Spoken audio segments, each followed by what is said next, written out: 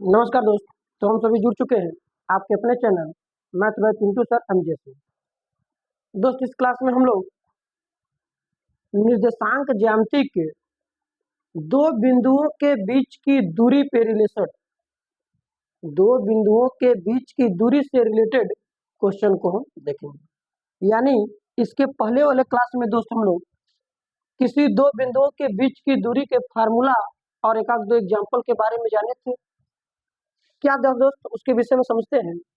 हमारे पास यही आया था कि यदि कोई दो बिंदु, एक तो ए है जिसके निर्देशांक x1 कामा y1 तथा बिंदु बी जो है x2 कामा y2 है, के बीच की दूरी, बीच की दूरी, और ये दूरी क्या हुआ था दोस्त, दूरी का जो फार्मूला निकल के आया था d equal to root over x1 minus x2 का whole square plus y1 minus y2 का होल स्क्वायर। यही दोस्त फार्मूला हम लोग बनाए थे, बिल्कुल बनाए थे। यानी दो बिंदुओं के बीच की दूरी का जो फार्मूला था ये हम डिराइव कर चुके थे, ठीक है। अब इस फार्मूला में खैर x2 का मान पहले और x1 का मान बाद में था, यानी x2 में से x1 घट के आया था। लेकिन हमने वहां ये भी जिक्र किया है कि किसी भी दो संख्याओं के अंतर का अगर वर्ग करना, या तो पहली संख्या से दूसरी संख्या को घटा के वर्ग करिए या दूसरी संख्या से पहली संख्या को घटा के वर्ग करिए, दोनों के मान में कोई प्रभाव नहीं पड़ता। इसलिए दोस्त हमने इसमें क्या किया, x1 के मान को पहले, x2 के मान को बाद में, उसी प्रकार y1 के मान को पहले और y2 के मान के बाद में होल स्क्वायर घटा के कर दिया गया। तो दोस्त यही फार्मूला था, आप याद रखिएगा। इसी फार्मूले पे कोई भी दो बिंदु के बीच की दूरी होगी उसे हम निकाल लेंगे, ठीक है। तो चलिए हम लोग चलते हैं इसके इस प्रश्न पे आधारित, यानी इस सूत्र पे आधारित कुछ प्रश्नों को देखेंगे। चलिए अब हम क्वेश्चन देखेंगे दोस्त। प्रश्नावली होगी 7.1। क्या होगी प्रश्नावली हमारे पास है, अब नोट डाउन करेंगे। प्रश्नावली 7.1 क्या है दोस्त, मतलब 7.1 का, ठीक है, बिल्कुल। अब इसके फर्स्ट क्वेश्चन को हम देखते हैं। फर्स्ट क्वेश्चन में कहा है दोस्त, दिए गए बिंदुओं में निम्नलिखित युग्मों के बीच की दूरियां ज्ञात कीजिए। यानी फर्स्ट क्वेश्चन में 3 क्वेश्चन दिया हुआ है और सभी के युग्म दिए, सभी के बिंदु दिया है, उन सभी बिंदु युग्मों के बीच की दूरी पूछा है। तो दोस्त क्वेश्चन नंबर फर्स्ट का जो फर्स्ट पार्ट है उसमें बिंदु दिया है 2,3 तथा दूसरा बिंदु है 4,1। दूसरा बिंदु क्या है 4,1। इन्हीं के बीच की दूरी हमें निकालना है, ठीक है। तो इनके बीच की दूरी हम क्या करेंगे, ज्ञात करेंगे। चलिए अभी दो बिंदुओं के बीच की दूरी हम निकालते हैं। दो बिंदुओं के बीच की दूरी का फार्मूला क्या बताया, क्या हमने बताया कि d equal to root over x1 minus x2 का whole square plus y1 minus y2 का होल स्क्वायर। या d नहीं लिख रहे हैं दोस्त, तो जो बिंदु में नामकरण किया गया है, यानी बिंदु का जो नाम दिया गया है उसके नाम से ही क्लियर कर लीजिए। बिल्कुल करेंगे। तो चलिए इसमें नाम तो नहीं दिया है, तो हम d का मान यानी दूरी को d से डिनोट करेंगे, डिस्टेंस। फार्मूला क्या होगा, x1 माइनस x2 का whole square plus y1 minus y2 का होल स्क्वायर। बिल्कुल क्लियर है।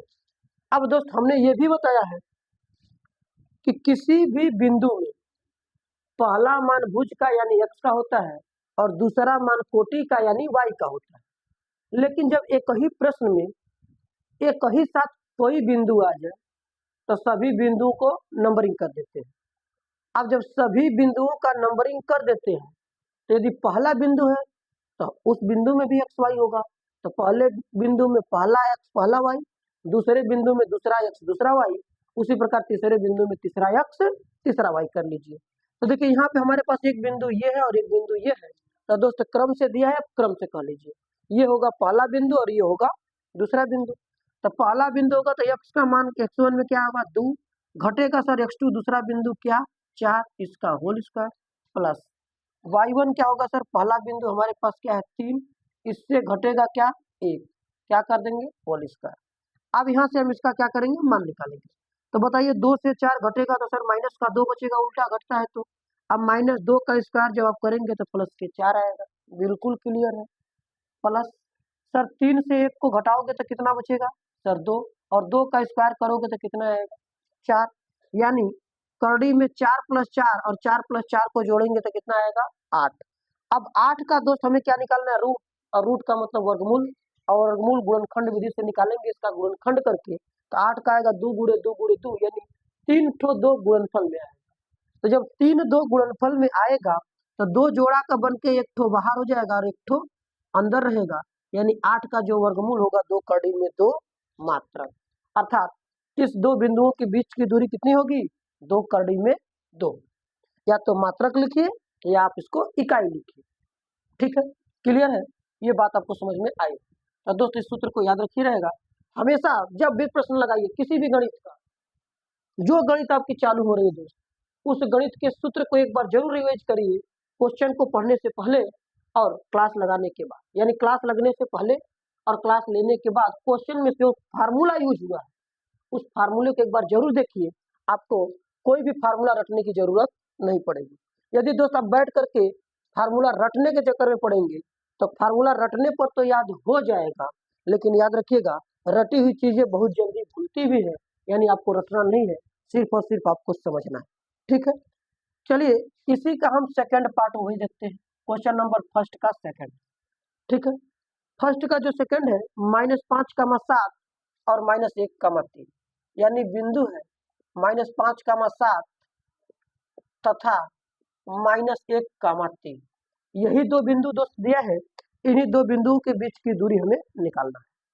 तब इन दो बिंदुओं के बीच की दूरी निकालेंगे, फार्मूला लगाएंगे, बिल्कुल लगाएंगे। अब फार्मूला में हम क्या लिखेंगे हल करने में सर, d बराबर √x1 - x2 का whole square plus y1 - y2 का होल स्क्वायर। दोस्त आपके मन में लग रहा होगा कि सर एक ही फार्मूला यूज हो रहा है तो इसको हर एक सवाल में बार बार यूज करने की आवश्यकता है? बिल्कुल है दोस्त, जितना ही बार आप सूत्र लिखिएगा अपने से, कोई भी सवाल लगा रहे हैं तो जितना अधिक बार सूत्र का यूज करेंगे उतना ही सूत्र क्लियर होगा, जिसमें कोई भी डाउट नहीं रहेगा, उसमें कोई भी परेशानी नहीं होगा। तो ध्यान दीजिएगा दोस्त, जब भी कभी कोई सवाल लगाए तो उस प्रश्न का आपको सूत्र लिख लीजिए, जिससे कि सूत्र रटने की आवश्यकता नहीं पड़ेगी, हमेशा आंखों के सामने आता रहेगा और वो अपने आप याद हो जाएगा।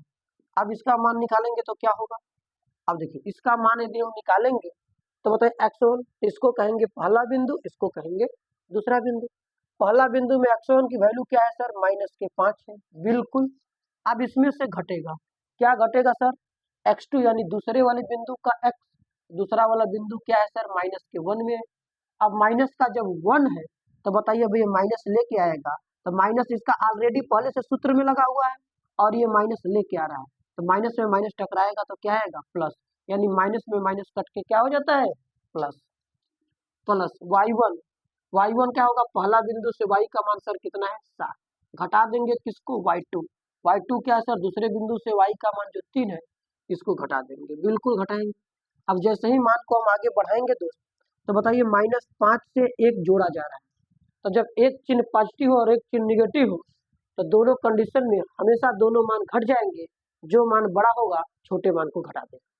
तो बड़ा मान क्या है -5, और -5 से 1 जाएगा तो -4, और -4 का स्क्वायर करेंगे तो प्लस का 16। क्लियर है, बिल्कुल क्लियर। अब उसी प्रकार 7 से 3 ऑटोमेटिक आराम से घट जाएगा, तो 7 से 3 घटेगा तो 4, और 4 का स्क्वायर कितना हो जाएगा सर 16। क्लियर है। अब इसको हम जोड़ेंगे तो 16 में 16 जोड़ेंगे दोस्तों कितना आएगा 32। अब जब ये 32 आएगा तो फिर से इसका हमें क्या करना होगा गुणनखंड, और गुणनखंड करके वर्गमूल बाहर करना होगा। अब जब इसको काटिएगा आप गुणनखंड से तो 32 को क्या लिखेंगे 16 गुणा 2, और 16 का वर्गमूल दोस्तों क्या हो जाता है 4, यानी 4 निकल जाएगा बाहर और 2 हो जाएगा अंदर। यही हमारा आके निकल गया 4 करड़ी में 2 इकाई, या इसी को आप कहिए मात्रक। यानी ऊंचाई निर्देशांक ज्यामिति में दोस्त याद रखे रहिएगा, कभी भी कोई दूरी हो, कोई क्षेत्रफल हो, कोई भी चीज हो, नापने वाली चीज जो है उसका मात्रक नहीं दिया होगा, और मात्रक नहीं दिया होगा तो अपने से केवल मात्रक लगा लेंगे या इकाई आप लगा लेंगे। ठीक है, चलिए एक क्वेश्चन है दोस्त, इस क्वेश्चन के बारे में बहुत बड़ा कंटेंट जानना है। दूसरा क्वेश्चन आप कर लेंगे खुद से, क्वेश्चन नंबर 3 है, कर निर्धारित कीजिए कि क्या बिंदु, लिख देते हैं दोस्त। क्वेश्चन नंबर यहाँ 3 है। आपके बुक में कुछ क्वेश्चन का नंबर अलग अलग हो सकता है। तो दिया है दोस्त, निर्धारित कीजिए कि क्या बिंदु 1,5, 2,3, 1,5, 2,3 तथा -2,11, कौन सा बिंदु है?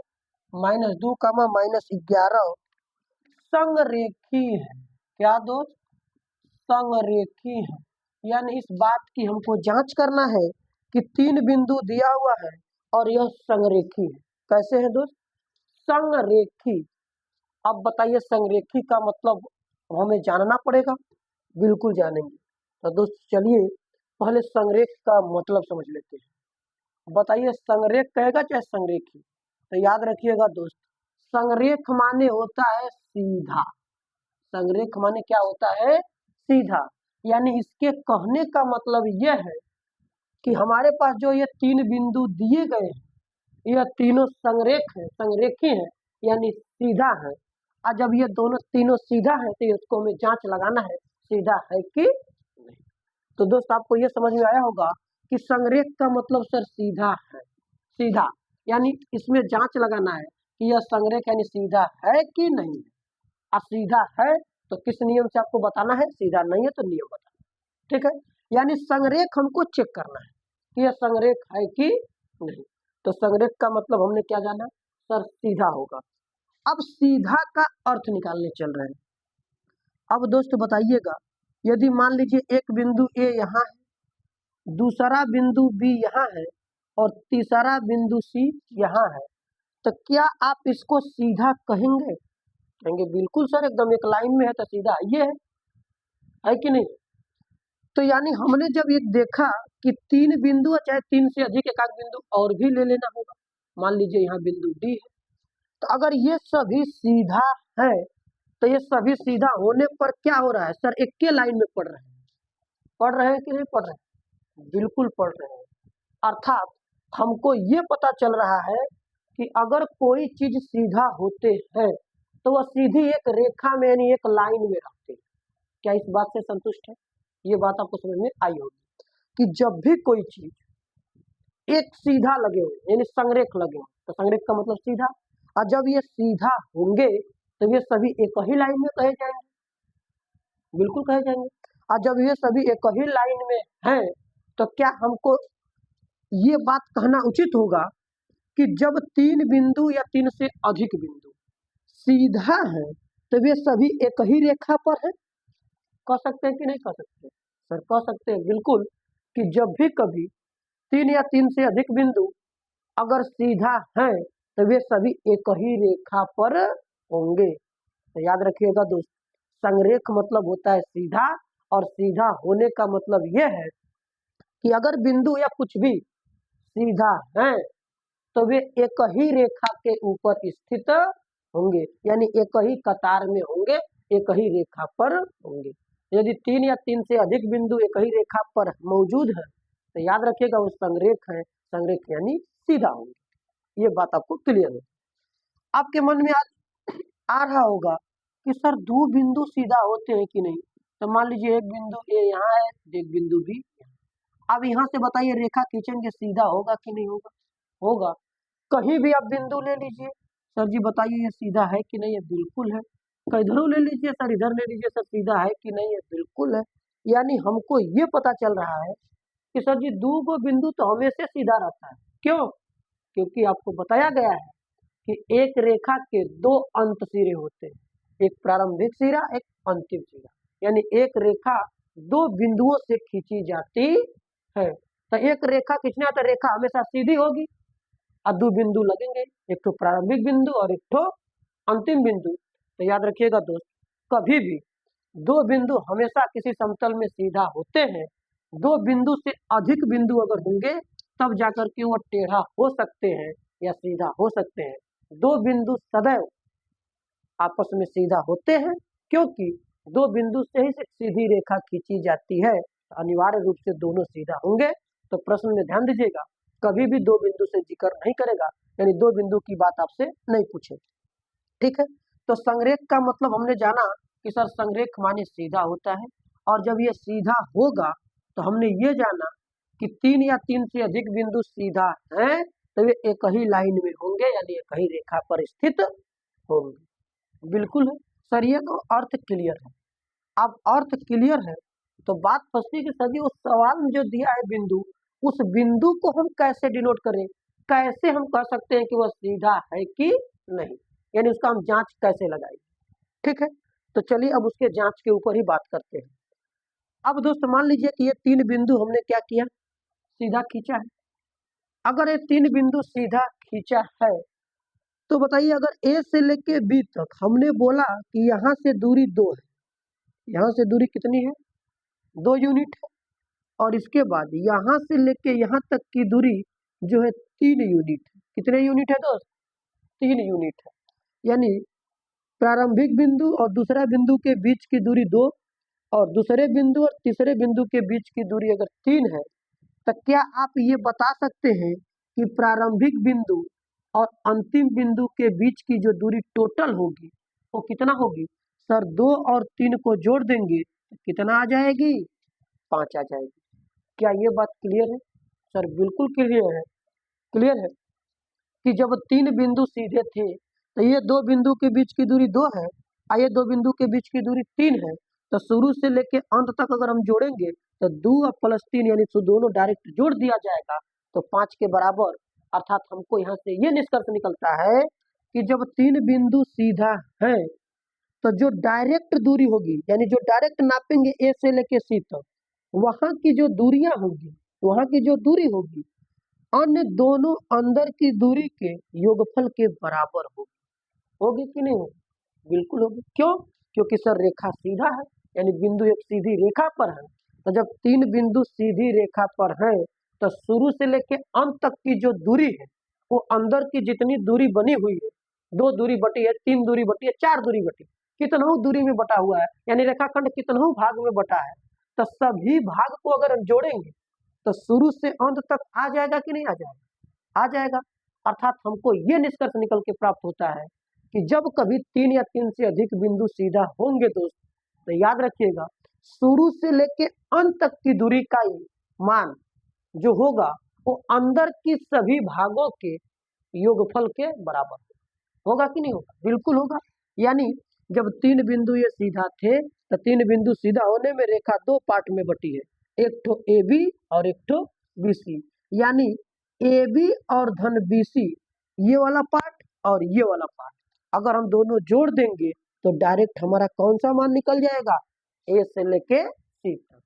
तो दोस्तों याद रखिएगा संरेख माने सीधा, और सीधा होने का जो शर्त होता है यही होता है कि अगर कभी भी 3 बिंदु सीधा है और तीनों बिंदु आपको कहेगा उससे अधिक नहीं देगा, लेकिन अधिक के लिए भी यही शर्त है कि जब भी कभी अगर 3 बिंदु सीधा होंगे तो 3 बिंदु अगर सीधा है तो उनका जो प्रारंभिक बिंदु से अंतिम बिंदु की डायरेक्ट दूरी जो है वो अंदर के दोनों योगफल के बराबर है, यानी दोनों दूरी के योगफल के बराबर सीधा डायरेक्ट दूरी आएगी तो हमारे मान एक सीधी रेखा में होंगे। यदि ऐसा नहीं आता है तो संरेख यानी सीधा नहीं होगा। ठीक है, तो ये बात आपको अच्छे से समझ में आई होगी कि जब भी कभी 3 बिंदु सीधा है तो शुरू से लेके अंत तक की जो डायरेक्ट दूरी है वो अंदर के सभी भागों के योगफल के बराबर होती है। यदि योगफल के बराबर डायरेक्ट दूरी है तो सीधा है, अगर योगफल के बराबर नहीं है तो सीधा नहीं है। तो चलिए दोस्त अब यही तर्क हम कहाँ लगाते हैं, उस तीनों बिंदु पर। अब दोस्त हम ये मान लेते हैं कि बिंदु ए जो है वो 1,5 है और बिंदु बी जो है वो 2,3 है, और ये जो बिंदु सी है वो -2,-11 है, यानी बिंदु का हमने क्या किया, नामकरण कर दिया। क्लियर है सर? बिल्कुल। अब दोस्त हमने क्या बताया कि अगर ये तीनों बिंदु मान लीजिए एक बिंदु यहाँ स्थित है, एक बिंदु यहाँ स्थित है, एक बिंदु यहाँ स्थित है, यदि ये तीनों बिंदु सीधा यानी एक रेखा में होंगे तो पार्ट बाई पार्ट दूरी का जो योग होगा वो डायरेक्ट दूरी के बराबर आएगा। क्लियर है? क्लियर है। अब यही काम हम करने चलेंगे। तो दोस्तों जब हम हल करेंगे तो पहले ए से लेके बी तक का दूरी निकाले, तो लिखेंगे ए बी के बीच की दूरी, किसके बीच की दूरी दोस्त निकालने जा रहे हैं, ए बी के बीच की दूरी। कहेंगे सर ए बी बराबर, यहाँ बिंदु दिया है दोस्त, बिंदु दिया तो बिंदु ही रहने दीजिए, इसमें डी नहीं लिखिए, क्लियर, लिख भी देंगे तो कोई दिक्कत नहीं है। तो बताइए किसी भी बिंदु के बीच की दूरी का फार्मूला क्या होता है, x1 माइनस x2 का whole square plus y1 minus y2 का होल स्क्वायर। क्लियर है, बिल्कुल क्लियर है। तो बताइए ए और बी की बात कर रहे हैं तो कहेंगे सर जी पहला बिंदु और दूसरा बिंदु, बिल्कुल पहला बिंदु दूसरा बिंदु। तो आप याद रखना दोस्त, जिस तरीके से नाम रखे हैं पहला और दूसरा, उसी प्रकार से उसका बिंदु भी कह दीजिए पहला और दूसरा। यानी यहाँ पहले लिखा गया ए तो ए हो गया पहला और बी हो गया दूसरा, ऐसा हमने माना, ठीक है। ये नहीं कि गणित का था, गणित तो कहता किसी को आप पहला मान लीजिए किसी को दूसरा, लेकिन शर्त ये है कि जिसको पहला मानेंगे उसमें पहला एक्स पहला वाई, जिसको दूसरा मानेंगे उसका दूसरा एक्स दूसरा वाई। तो आप क्या करिएगा, शुरू से ही मानिएगा, इधर उधर मत करिए। इसमें पहला एक्स क्या होगा सर, एक में से घटा देंगे x2, क्या घटेगा सर, 2 होल स्क्वायर। y1 क्या है सर 5 माइनस y2 क्या होगा, दूसरा बिंदु कितना है सर 3 होल स्क्वायर, बिल्कुल। अब क्या होगा सर, आगे मान निकाला जाएगा, आगे मान कितना आएगा सर, 1 में ले 2 घटेगा तो 1 का स्क्वायर 1 प्लस 5 से 3 घटेगा 2 और 2 का स्क्वायर सर 4। अब बताइए जब दोनों को जोड़ देंगे तो 4 1 5, यानी करड़ी में 5 मात्रक निकल के आ गए। क्या सर, ए से लेके बी तक की दूरी, बिल्कुल सही है। अब दोस्त ए से बी तक अगर निकाले तो यहाँ से लेके यहाँ तक भी निकालेंगे, यानी बी से लेके सी तक। तो हम करेंगे, लिखेंगे पुनः बीसी के बीच की दूरी। पुनः क्यों लिखेंगे दोस्त, क्योंकि वही काम हम फिर से करने जा रहे हैं जो आगे किए हुए। तो बीसी के बीच की दूरी जो होगी वो क्या होगी सर, बीसी बराबर, किसके बराबर होगी, बीसी बराबर, बिल्कुल। कहेंगे सर ये फिर फार्मूला लिखे, फिर लिख सकते हैं, नहीं दोस्त, अगर सवाल एक ही है और उसी सवाल में दूरी या किसी भी चीज का फार्मूला बार बार आ रहा है तो आप केवल एक जगह लिखिएगा, बाकी जगह आप डायरेक्ट मान पढ़ सकते हैं, ठीक। लेकिन अगर सवाल बदल जाए तो सूत्र आप जरूर लिखिएगा। आप यहाँ भी लिख सकते हैं, ऐसा मनहाई नहीं। तो चलिए x1 माइनस x2, तो कहेंगे सर ये x1 क्या होगा, पहला बिंदु, तो यहाँ क्या है b और दूसरा बिंदु क्या है c, यानी b हो गया पहला और c हो गया दूसरा। तो इसका x1 क्या है सर 2, 2 से घटेगा कितना सर, इसका, अभी घट रहा है खुद माइनस लेकर, तो माइनस में माइनस आएगा तो दोस्तों क्या हो जाएगा, प्लस, क्लियर है, प्लस सर जी y1 क्या होगा, पहला बिंदु बी से जो कि 3 है, घटेगा कितना सर, -1, और -1 आएगा दोस्तों टकरा के प्लस हो जाएगा, यानी +1 का। अब यहाँ देखेंगे 2 में 2 जोड़ेंगे तो 4 और 4 का स्क्वायर क्या होगा 16, प्लस 3 में 1 जोड़ेंगे 4 और 4 का स्क्वायर क्या होगा 16। अब 16 में 16 जोड़ेंगे तो दोस्तों क्या होगा 32। अब ये 32 हुआ तो इसका वर्गमूल हम निकालेंगे, तो 16 गुणा 2 और 16 का वर्गमूल 4, यानी 4 करड़ी में 2 मात्र। अर्थात यहाँ हमको ये पता चला कि बी से लेके सी तक कितना है, 4 करड़ी में 2 है। तो हमने बताया दोस्त कि पार्ट बाई पार्ट दूरी जो निकल गई तो ये 2 भाग में ही बना।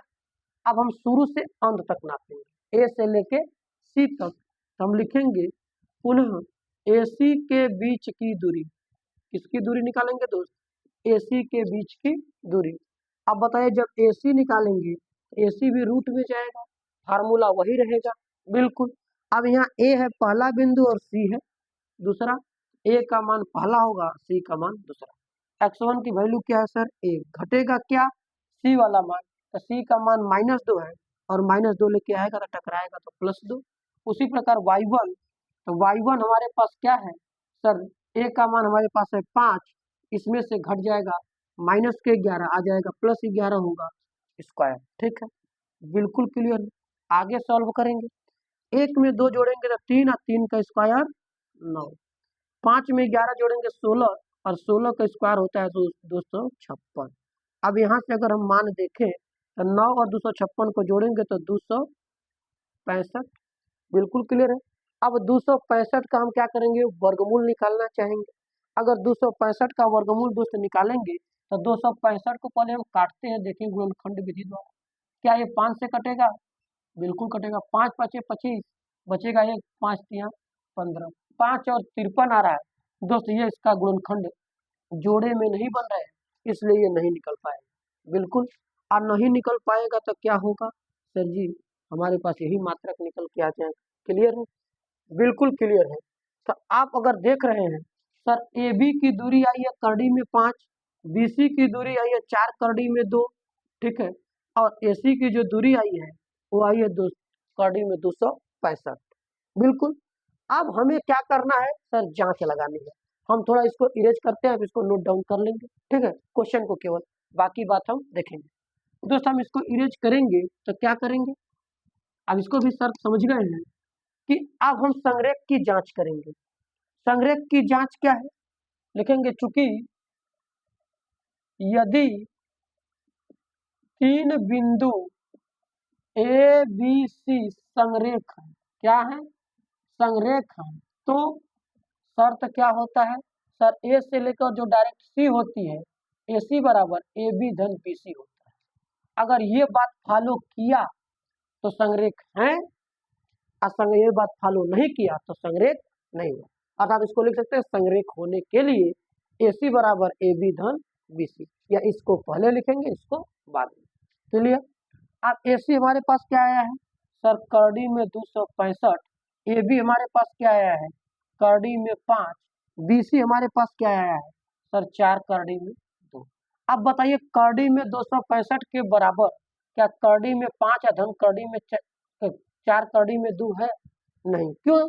क्योंकि सर यहाँ करड़ी में 5 है, यहाँ करड़ी में 2 है, करड़ी में 265 है। सभी करड़ी का अंदर का मान अलग अलग, कोई भी एक जैसे सेम होकर के जोड़ घटाव करके बराबर नहीं आ रहा है। अब बराबर नहीं आ रहा है तो क्या ये बात सही है? नहीं सर, ये बात गलत है, यानी ये बात असत्य है। अगर बताइए जब ये बात हमने गलत से हो गया तो क्या संरेख हुआ? नहीं हुआ। क्यों? क्योंकि सर अगर सीधे रहते तो ऐसा कंडीशन लगता। तो याद रखिएगा, जब भी कभी 3 बिंदु सीधे होंगे तो डायरेक्ट जो दूरी होती है वो दोनों दूरी के अंदर वाले के जोड़ के बराबर होती है। और जब ये बात असत्य है तो क्या लिखेंगे, अतः दिए गए तीनों बिंदु, क्या दोस्त, दिए गए तीनों बिंदु संरेख नहीं है। असंरेख नहीं होने का मतलब यह है कि असंरेख है। असंरेख माने सीधा ना। तो दोस्त ये बात आपको समझ में आई होगी कि जब भी कोई संरेख की बात करे तो 3 बिंदु अगर सीधा है इसका मतलब ये तीनों एक ही रेखा पे है। अगर 3 बिंदु एक ही रेखा पे हैं, रेखा जब कई भागों में बट रही है तो सभी भागों का योग डायरेक्ट रेखा के दूरी के बराबर आना चाहिए। अगर आता है तो संरेख है और नहीं आता है तो संरेख नहीं। ठीक है, चलिए नोट डाउन इसको कर चुके होंगे। चलते हैं अगले क्वेश्चन की तरफ। अगला क्वेश्चन भी बहुत इंपॉर्टेंट है, इस क्वेश्चन के बारे में हम जानेंगे। चलिए अगला क्वेश्चन क्या है दोस्त, अगला क्वेश्चन एक तो दिया है हमारे पास,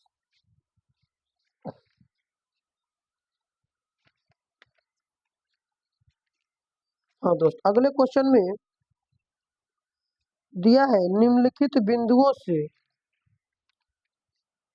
ठीक है, जो हमारा बिंदु दिया है कह रहा है वो इसमें किस प्रकार के त्रिभुज है, और चतुर्भुज वाला भी क्वेश्चन दिया है। तो पहले हम त्रिभुज के बारे में जान लेते हैं। क्वेश्चन नंबर 4 है इसमें दोस्त, और क्वेश्चन नंबर 4 में कहा है कि जांच कीजिए कि क्या बिंदु, क्या है दोस्त, लिखते हैं क्वेश्चन को, लिख दे रहे हैं, जांच कीजिए कि क्या बिंदु 5, -2, अगला बिंदु 6, 4 और अगला बिंदु है 7, -2, 7, -2 एक समद्विबाहु त्रिभुज के शीर्ष है। कैसे है? एक समद्विबाहु त्रिभुज के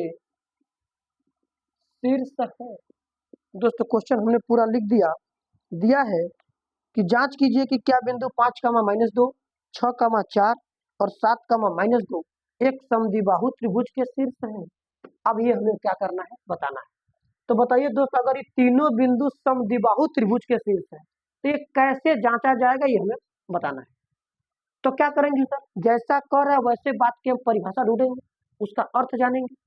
तो हमसे कह रहा है समद्विबाहु त्रिभुज है, तो बताइए अगर समद्विबाहु त्रिभुज की परिभाषा बोले, डिफिनेशन, तो कहेंगे वह त्रिभुज जिसकी दो भुजाएं आपस में बराबर, तो दो भुजाएं का मतलब दोनों भुजा की लंबाई। तो अगर दोनों भुजा की लंबाइयां बराबर होंगी तो समबाहु जो त्रिभुज होगा वो समद्विबाहु होगा कि नहीं होगा? बिल्कुल होगा। यानी दोस्त जब हम इसको हल करेंगे तो जांचना है कि ये त्रिभुज जो है समद्विबाहु है। एक हमने रफ पे त्रिभुज बनाया रफली, बिंदु ये यहाँ है, इसका मान 5,2 माइनस में, जबकि बी यहाँ है 6,4 है, और दोस्त सी यहाँ है, ये 7,-2 है। क्लियर है? तो ध्यान दीजिएगा दोस्त एक बात और, कि जब भी कभी कोई बिंदु त्रिभुज का दे, चतुर्भुज का दे, पंचभुज का दे, किसी भी भुज का दे, तो जो बिंदु जैसे जैसे क्रम से दिया है, पहला दूसरा तीसरा, तो उसका नाम भी आप क्रम से बोलिए ए बी सी डी, यानी जो ए बी सी डी में पहला दूसरा तीसरा चौथा लेटर है उसी प्रकार से आप मान भरें। जिस प्रकार से नाम रखेंगे उसी प्रकार से मान। ए बी सी, तो ए बी सी क्रम से नाम रखिए, क्रम से मान पढ़िए और क्रम से नाम रखिए।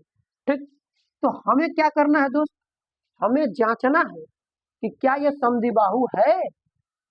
अगर ये समद्विबाहु होगा तो बताइए दो भुजाओं की लंबाई बराबर आएगी, और लंबाई का मतलब दूरी, लंबाई का मतलब दूरी, यानी दो बिंदुओं के बीच की दूरी हम निकाले और इसमें दो भुजाओं की दूरियां बराबर आएगी तो हमारे पास समद्विबाहु है, और बराबर नहीं आएगी समबाहु समद्विबाहु नहीं है।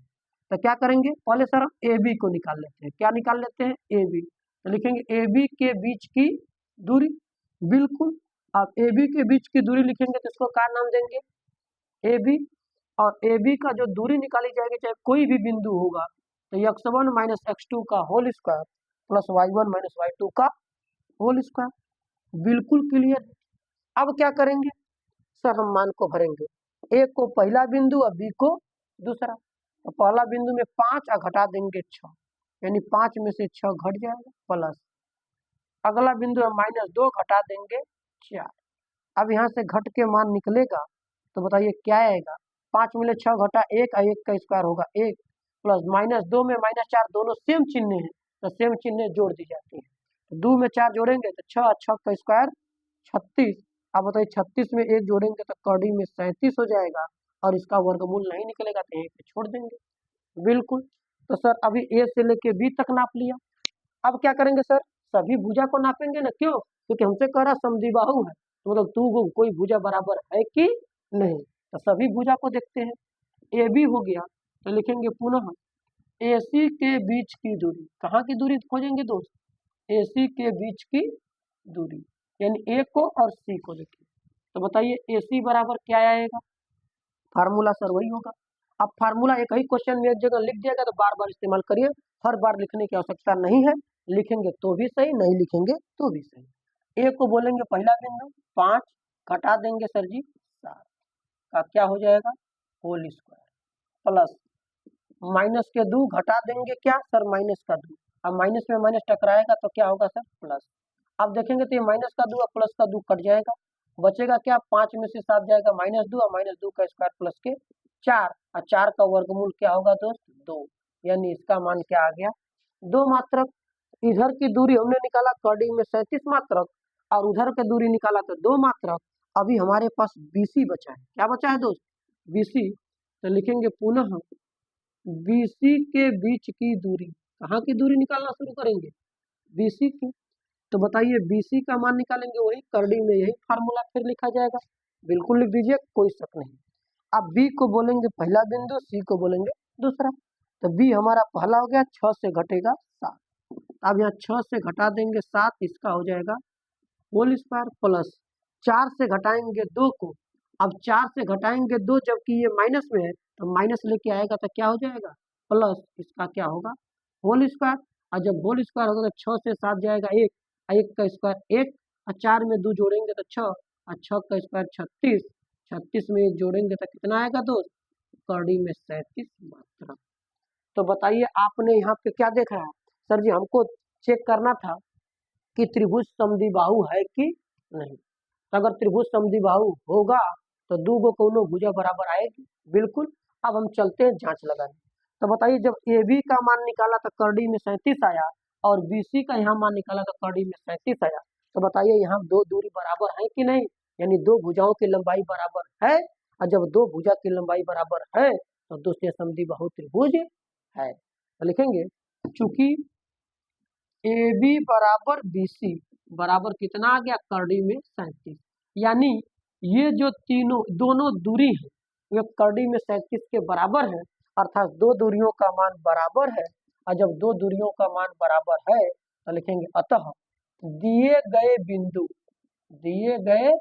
बिंदु यानी जौन भी बिंदु हमको दिया गया है एक समद्विबाहु, कैसा दोस्त, समद्विबाहु त्रिभुज के शीर्ष है। यही हमको क्या बताना था कि क्या यह समद्विबाहु त्रिभुज के शीर्ष है।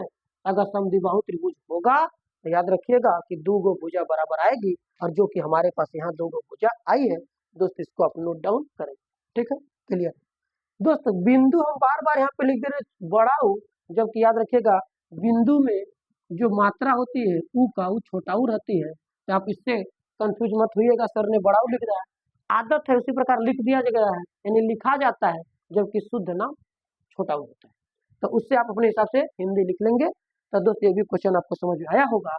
उम्मीद है कि क्लास आपको अच्छा लगा, जो भी दूरी के फार्मूले पे क्वेश्चन को बताया गया। तो दोस्त ठीक है, इसके अगले टॉपिक्स को हम लोग अगले क्लास में कवर करेंगे। इस क्लास में हम लोग दो बिंदुओं के बीच की दूरी का निर्धारण कर चुके हैं, बाकी दो चार क्वेश्चन, दो तीन क्वेश्चन बचे हैं, उसको आप इसी प्रकार से दो बिंदुओं के बीच की दूरी का फार्मूला इस्तेमाल करके क्वेश्चन को लगाइएगा। नहीं आएगा तो पूछिएगा। अभी अगर इसमें से कुछ क्वेश्चन एक्स्ट्रा होंगे यानी कुछ बताने लगा तो अलग कंटेंट के होंगे दूरी से रिलेटेड, तो उसको हम लोग नेक्स्ट क्लास में कवर करेंगे। ठीक है, तो आपको ये क्लास कैसा रहा कमेंट सेक्शन में जरूर बताएं, और क्लास को अपने ग्रुप में अपने भाई बहनों में शेयर करिए, जिससे क्लास ज़्यादा से ज़्यादा लोगों तक पहुंच सके। ठीक है, अब हम लोग मिलेंगे अगले क्लास में अगली टॉपिक्स या फिर अगले प्रकार के क्वेश्चन के साथ। आज के लिए इतना ही, धन्यवाद। चलिए ठीक है।